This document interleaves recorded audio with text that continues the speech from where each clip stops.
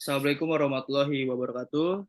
Yang terhormat, dosen pengampu mata kuliah perencanaan sumber daya manusia, Pak Teguh.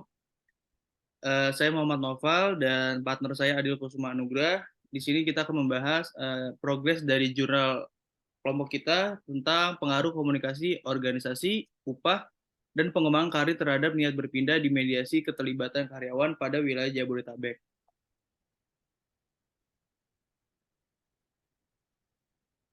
Alasan kami menggunakan judul penelitian ini eh, pertama, untuk menginvestigasi pengaruh komunikasi perusahaan, gaji, dan peluang karir terhadap keinginan karyawan untuk pindah pekerjaan. Penelitian juga bertujuan memahami bagaimana keterlibatan karyawan mempengaruhi hubungan antar faktor-faktor tersebut. Fokus penelitian di wilayah Jabodetabek diharapkan memberikan pemahaman yang spesifik mengenai dinamika organisasi dan ketenagakerjaan di daerah yang ramai dan lingkungan kerja dinamis. Penelitian diharapkan memberikan sumbangan penting untuk strategi manajemen sumber daya manusia dan retensi karyawan yang efektif di wilayah Jabodetabek.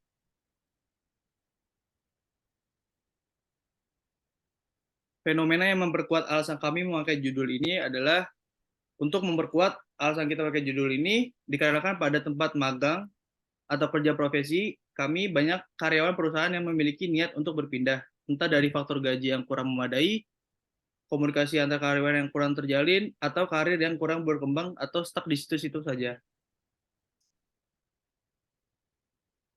Oke, selanjutnya ringkasan dari penelitian kami atau paper kami.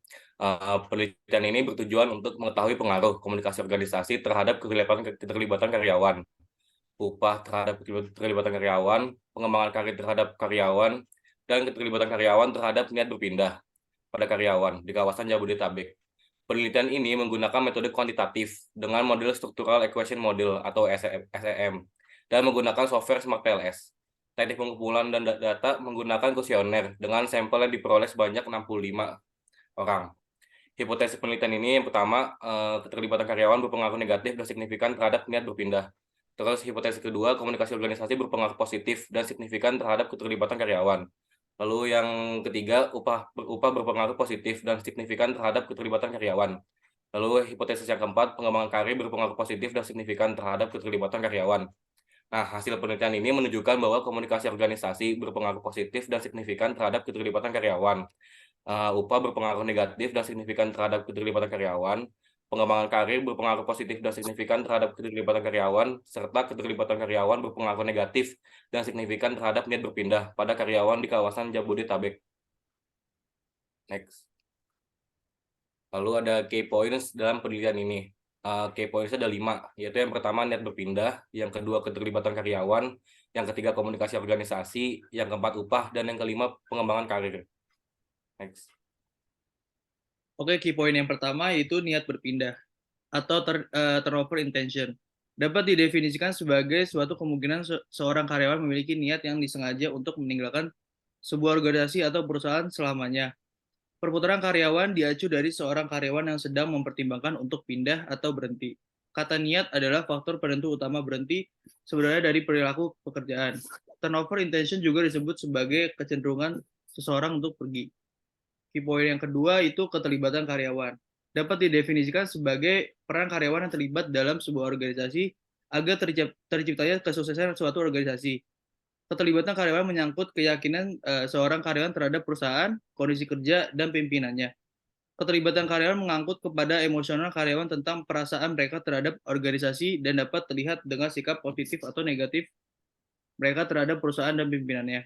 Kemudian terdapat aspek fisik karyawan terhadap perusahaannya, yaitu seperti energi yang diberikan karyawan yang diberikan untuk melaksanakan dan menyelesaikan peran mereka. Lalu selanjutnya ada komunikasi organisasi. Komunikasi organisasi dapat didefinisikan sebagai sebuah sistem dalam hal tujuan komunikasi organisasi dan prosedur organisasional.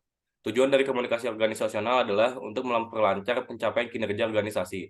Kemudian terdapat prosedur operasional yang bertujuan untuk memanfaatkan jaringan komunikasi secara fungsional dan melakukan implementasi dari kebijakan tersebut melalui komunikasi yang baik dan sesuai.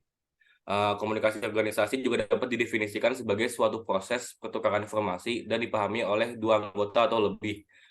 Hal tersebut bertujuan untuk memotivasi setiap anggota perusahaan. Komunikasi organisasi juga merupakan penyampaian informasi tentang pekerjaan oleh perusahaan kepada anggotanya dan dengan sesama anggotanya. Next. Lalu selanjutnya ada upah.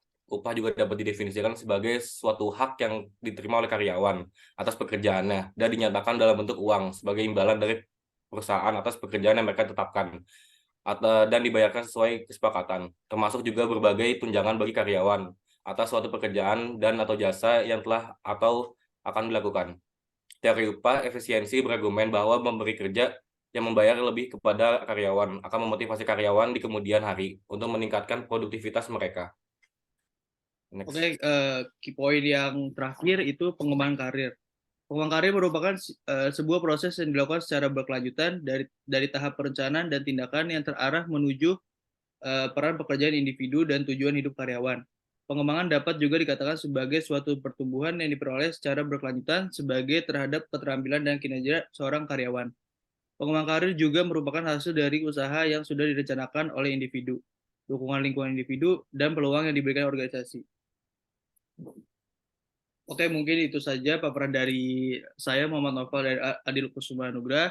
Kurang lebih ya mohon maaf. Assalamualaikum warahmatullahi wabarakatuh. Terima kasih. Udah ke siapa, Dil?